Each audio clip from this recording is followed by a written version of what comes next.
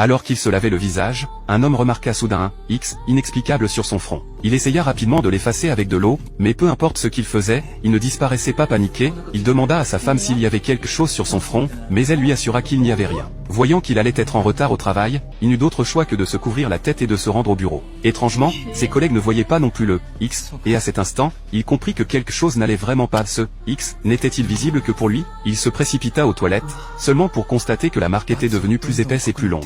Après le travail, il demanda à sa fille si elle pouvait le voir, mais elle aussi affirma qu'il n'y avait rien. Déterminé à comprendre ce qui se passait, il se rendit le lendemain matin à l'hôpital pour un examen, en se concentrant particulièrement sur sa tête.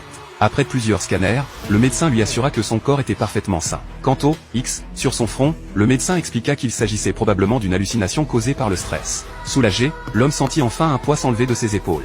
Mais alors qu'il quittait l'hôpital pour rentrer chez lui, il remarqua un jeune homme portant également un X sur le front et heureusement, celui-ci semblait voir le X sur son propre front. Les deux ressentirent immédiatement une étrange affinité et furent ravis. Profitant de cette connexion, ils finirent par boire ensemble au bord de la route. Le jeune homme, propriétaire d'un restaurant de ramen, révéla que son X était apparu il y a plus d'un mois, mais n'avait jamais affecté sa vie, et qu'il était apparu tout aussi mystérieusement que celui de l'homme. Après quelques verres, l'homme se remémora un souvenir d'enfance. Un jour, il avait remarqué un X sur le front de son père, et quelques jours plus tard, celui-ci était mort dans un accident.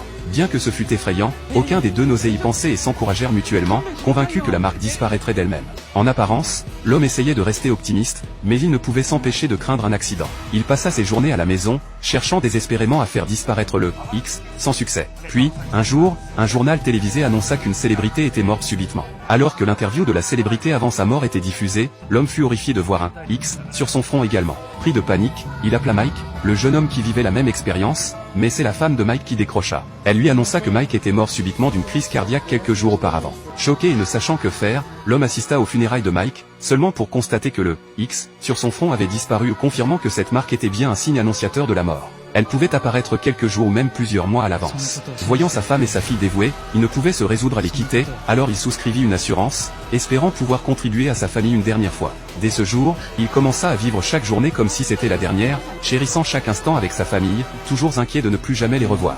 Pourtant, malgré toutes les précautions, l'inévitable arriva. Un jour, alors qu'il prenait le métro comme d'habitude, il remarqua un X sur la tête d'un passager en face de lui et puis sur toutes les personnes autour.